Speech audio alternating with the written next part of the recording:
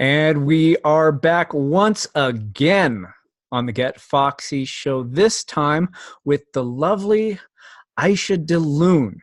And Iesha is the author of The Happiness Recipe. Discover the unique ingredients that you need to thrive. Oh, and there it is. For those of you watching on YouTube, she's got it right there. The copy I prepared earlier. Well, Iesha, thank you so much for taking the time to be on the show today and getting up so early because, as my listeners know, I'm in northern Colorado in the U.S., but you are in Australia. So thank you for compensating for the time difference. That's my pleasure. 5 a.m. is a lovely time to get So up. right off the bat, I'm curious to know how you kind of got into doing what you've been doing. How did you grow up, and was helping others something that really kind of came natural to you, or is this something that sort of you fell into? No, it always was something that came naturally. So I would always gravitate towards people, even at young primary school, early school, and wanted people to help people be happy, and wanted that child that was left out to be included. And I've always been very intuitive, so it was easy for me to feel, not that I had the words for it when I was 6, but I could feel when people didn't feel confident. So I always wanted to, make people feel better. And now you've got this book, The Happiness Recipe. What inspired you to write this down so that you could get it out there?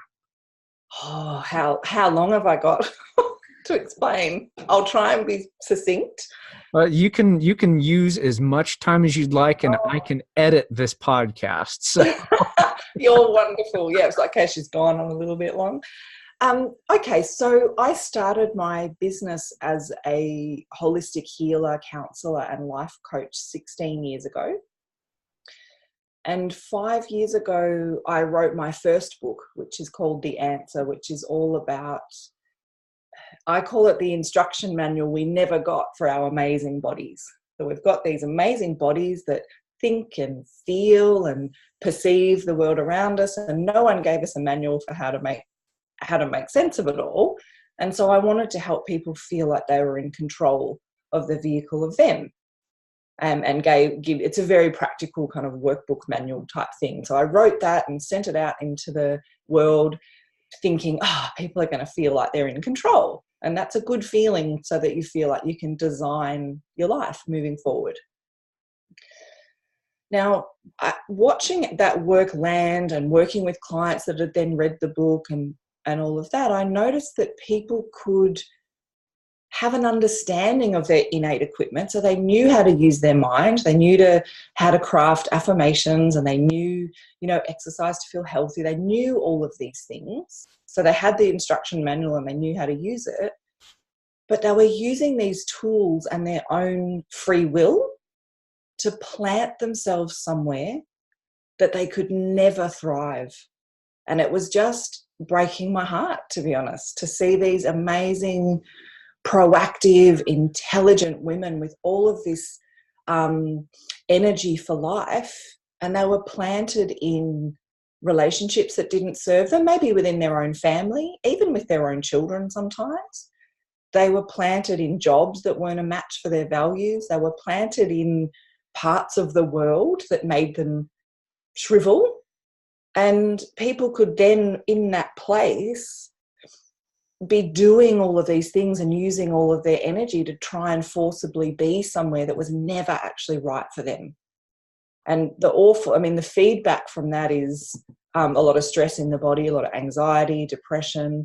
And the analogy I give is like, if we took a tropical plant and we planted it up in North Canada, it's going to be giving some signals that it's not thriving. It's going to be stressed, so it's going to be having plant anxiety, it's going to be wilting, it's not going to be producing its fruit or any of those things. But we would understand that with a plant, But human beings, they plant themselves somewhere where they could never thrive, and then they blame themselves. And they medicate away the feedback that they're not thriving with better and better painkillers of whatever kind. And they look around at the trees that are thriving and they think, oh, I'm not good enough. And it just leads to this really painful place. And so about 3.5 years ago, I started teaching a workshop called The Happiness Recipe, because I wanted people to understand how to really connect with who they are and get the signals of their body so that they could really understand what's a yes for them and what's a no for them, and use it to guide their life to be who they are. And after teaching that workshop and watching the changes, I'm like, I can't teach everyone in the world this. I need to write it down as a book. And that's how it all happened. Aha. Well, now you've piqued my curiosity a little bit. How does one use your body to get a yes or a no to a specific question? Okay, so I'll be simple, but understand obviously the book would be able to do more detail. You have a think about something that would be a no for you. So maybe a person that you wouldn't want to hug hello. Don't make it someone super traumatic, but just someone that you're just not drawn to, that you wouldn't want to hug hello. And if you imagine right now that person going like this, let's hug, what happens in your body? In my body, there's definitely a shrinking feeling, like, oh, no. Yeah, beautiful. That's your body saying no.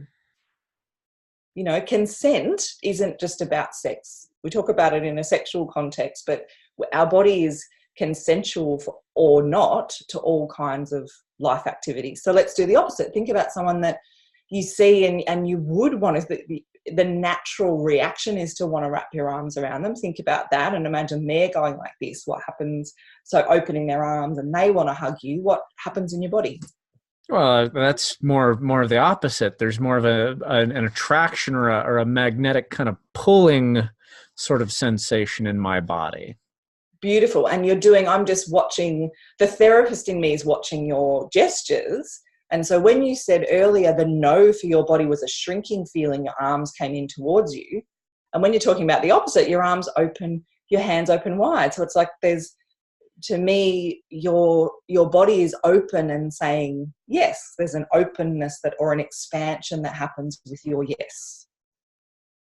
Yeah. So do you know there's people driving to work right now in my country that are getting a no for being there? Their body has got that shrink. They don't want to go. They don't, do you know what I mean? They don't feel valued. They're not doing work that's in alignment with their values.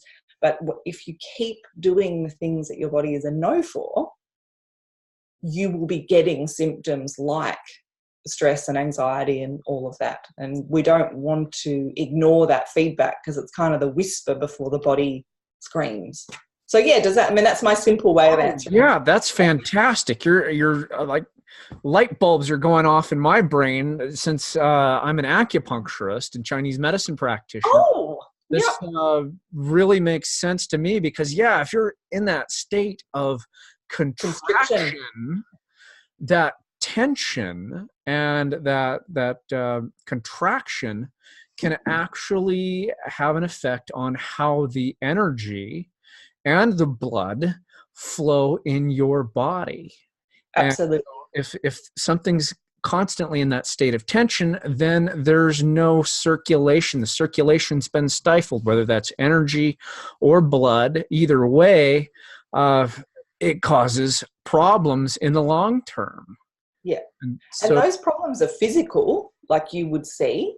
And Chinese medicine is a deep love of mine. Like it's certainly it's the practitioner of choice for me for a lot of things. It makes sense. And I taught Qigong for over 10 years. So that's, we're on the same page there. So it causes physical problems in terms of restriction. But when you think about yourself in that no place, it's also going to restrict intuition, creativity, insight. Because if you think about when we have our great insights in life, they're generally not from a constricted place. They're generally in that, it's deep, the moment before sleep, or you're on a holiday, or your meditation. So there's an openness energetically that allows us to really, hear our own messages and things. So yeah, it's big.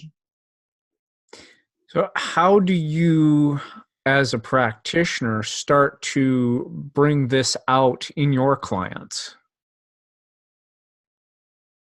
Well, similar to, basically, when someone is interested in working with me, they tend to come with a reason. So generally people don't go, everything in life is so awesome, I'm gonna hire someone. So even though, like I say to my clients, I do crisis to okay, but I also do okay to fabulous. So sometimes people are coming and they're okay, but they know it could be fabulous.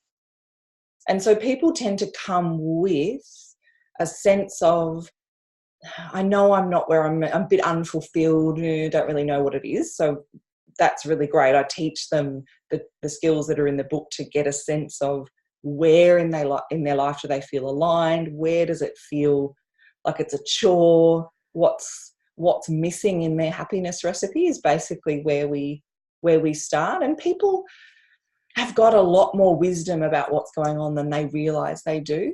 They sometimes just need a really safe container to do what I very unpoetically call the bleh. I'm like, just give it to me. Tell me what's going on, all the bits, all the mess, the things you like, and it kind of sits on a table between us and we go, okay, yeah, that we want to keep, not so much that. So it's really a cathartic process is how we begin. And it starts to get obvious what's aligned and what's not.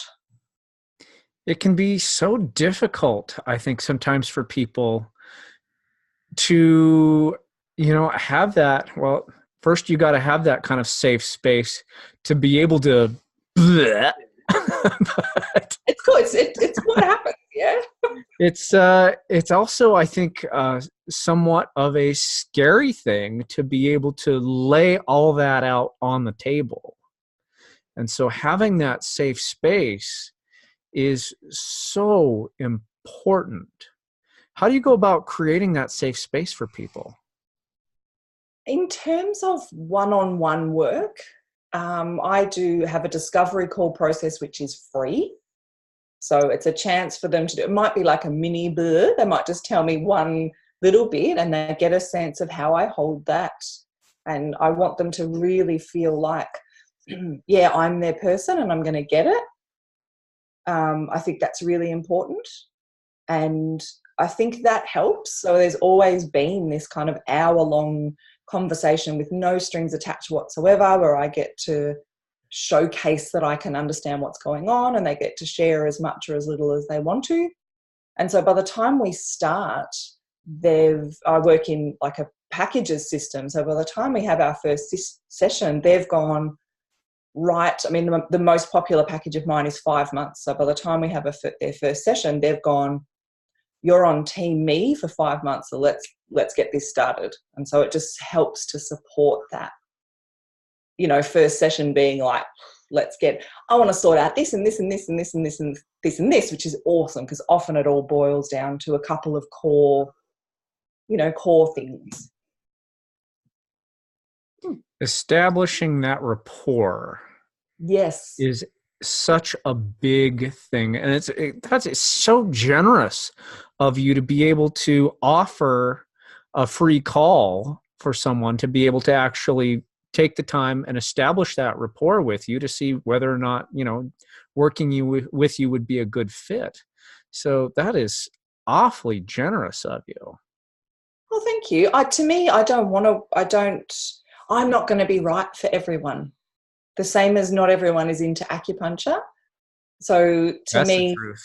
you're better off knowing, people know, I guess, a bit about acupuncture so they know whether they want to see someone or not. Therapy and coaching and healing is so diverse. I don't want someone to come along particularly committed to a package who half an hour in, I know, doesn't necessarily have that holistic mindset, or maybe there's someone who isn't actually wanting the change. And I know that sounds strange, but sometimes people really want to sit in it's everyone else's fault. And I can help those people, but only if they're open to really working with me and taking responsibility for their bit, or do you know what I mean? There's certain synergy that's got to happen. So I'm not right for everyone and not everyone's right for me. So it's lovely to think of it as generous, but it's also part of like an interview. It's an interview process. If we're going to be on a team for a while, we want to make sure that we're a good fit for each other both ways. You bet. Yeah. Well, Iesha, I'm going to ask you the question I ask every guest. Excellent. What does Foxy and being Foxy mean to you? Oh, love this question. So to me, the foxiest thing that a woman can be is herself. And the thing is, we are as individual as our fingerprints in terms of what drains and depletes us and what enlivens and inspires us. And there's something about an embodied woman.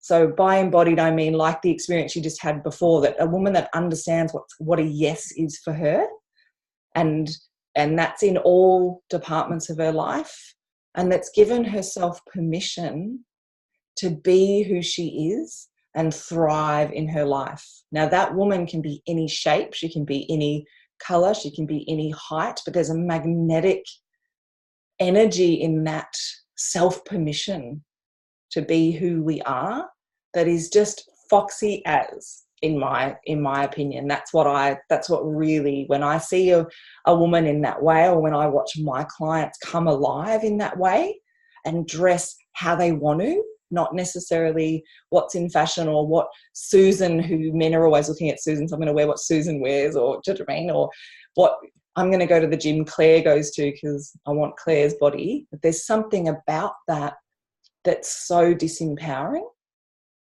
And I think it's quite tricky to feel disempowered and foxy. They kind of don't go together. So to me, that embodiment that I am who I am, and I'm a work in progress, like every human being and every plant and all of those things, we're all here to grow. And self-acceptance doesn't mean you're not going to set a goal or grow and change or grow more fruit or do whatever it is you're going to do. But that self-acceptance to be who you are and give yourself what you need to thrive in life. So the whole of life is a yes. That is being foxy to me. In those terms, who comes to mind for you as a good example of holding that kind of foxy space? Oh, I've got to think of someone international that we would all know. Or not. We could totally do a Google search. Oh. There's moments, this is a little bit left of centre, but there's moments when I watch Ellen where she is just being who she is, and it might be a bit goofy and it might be a bit whatever it is, or she might be having an emotional moment where she lets that out. There's moments of her where I go, she's being who she is in an authentic way. So that's the first person that comes to mind. If I thought about it some more, then there would be others, but that's who popped in. I think we get access to her range, if that makes sense. And every human being has range. And I think some people go, oh, this is my foxy bit. And it's like, no, like the way that you walk through the supermarket is as much your foxy bit as, as anything else. So when you're not feeling so foxy, yes, how does one step back into that and return to that space? Beautiful. So I talk about, so in the happiness recipe, there's certainly things that, elements of your happiness recipe that I go through. And one of them is about understanding your care label. So clothes have got a care label, plants have got a care label. We've got one too, it's just not printed anywhere, so we've got to kind of do some self-reflection. So without any other knowledge, what I would say to your audience is when you're not feeling foxy, try and think of that as feedback, like the tropical plant in Canada going, ugh. Because we're naturally quite foxy when we're getting everything we need, I think. So when we're not feeling foxy, just kind of think, okay, I've got a care label. There's nothing wrong with me. It's just right now I'm not getting what I need to thrive. And just have a little bit of a think about the times where you've, excuse me, the times where you've felt foxy or the times where you've felt that energy and embodiment. And just think about, okay, what are some of the things that I was doing or thinking or feeling? What was going on in those times? And I know that life can be really busy, but just try and think about, okay, if you wrote a list of 5 things that was happening last time you felt really great, is there one of those that I could give myself today? So it might be like one of the things that's on my happiness recipe is walking in nature. I live in a beautiful part of the world where we've got forest and I'm on the coast and it's heavenly. So I can, if I'm feeling a bit unfoxy, all I have to do is put on some exercise shoes and, do you know what I mean, something comfy and just get into the trees, walk and breathe. It could be 10 minutes and it's free and it just helps me just, do you know what I mean, breathe, connect and just give me some of that energy back. So all of us, that's my happiness recipe. I'm not saying none of my work is ever teaching people what I do to be happy, because we're all different. But I would just encourage, okay, you're feeling a bit, people often then go into judgment. So when they're not feeling very foxy, they look at other people that are and feel less than, or they like, I can't maintain it, or I'm too old, or whatever goes on inside their mind. None of that is true. There are incredibly foxy women in all age groups. Jamie Lee Curtis, how foxy is she? Or Annie Lennox. You know, there's amazing women that aren't in their 40s that are really foxy. So don't ever think it's any of those things. It's just feedback that you're a bit out of alignment with what you need. So it's just thinking about, okay, think about a time that you felt foxy. And if you've just never felt foxy, and this is a new journey, think about, okay, well, what can I imagine that feels good? So when we did that embodiment yes-no exercise, no one was in your office that you had to hug. It was just imagining. So you can imagine a series of activities and just feel what feels like that open, expanded yes for you, and just love yourself enough to give yourself just one of those things and just watch how, you know, that energy starts to build. How can people get a hold of you if they want to explore working with you? They can come to my website, which is my name, IeshaDelune.com, IeshaDelune.com, and see all the things that we have. A 7-day happiness upgrade free thing, and read about my work. And I have the 5-month package is called Transformation for Life, because it really is, when you get in there and do something well, you really do it forever. We don't de-evolve. So they can check that out and get in touch with me or whatever feels right. Excellent. Well, we will put that link on the show notes page at the getfoxyshow.com for this episode. Fantastic. Thank you. Oh, you bet. And before we sign off, what would be your one piece of advice that you could give to the listeners for cultivating that happiness? Just that one little simple thing. Don't ever think that you're not perfectly enough right now. So you have everything that you need to thrive and shine. No one can do a better job of being you than you. And you are perfectly beautiful, wonderful, and juicy and alive and all those things. And when you're feeling less than that, it's just feedback. Like, your car running out of petrol, just needs petrol. When you're feeling less than that, it's just like, you need the right petrol for you. It's not ever anything other than you need to care about yourself enough to give yourself what you need to thrive. So any of that mental stuff that you think of, those thoughts about not enough or someone else's blah, blah, blah comparison, just chuck all that out and just arrive in, I'm enough, I'm beautiful as I am, and start from that embodied place to look for what you want to do for more of that yes. There we go. That's beautiful. Oh, thanks. Okay, ladies. So definitely check out Iesha's website. If you feel called to, take her up on her free call. And Iesha, we are up on time, if you can believe it already. So Wow. thank you and honor you for doing the work that you do, bringing more light and happiness into the world. It is so appreciated. Thank you. Best job on earth. Thank you so much. Lovely to meet you.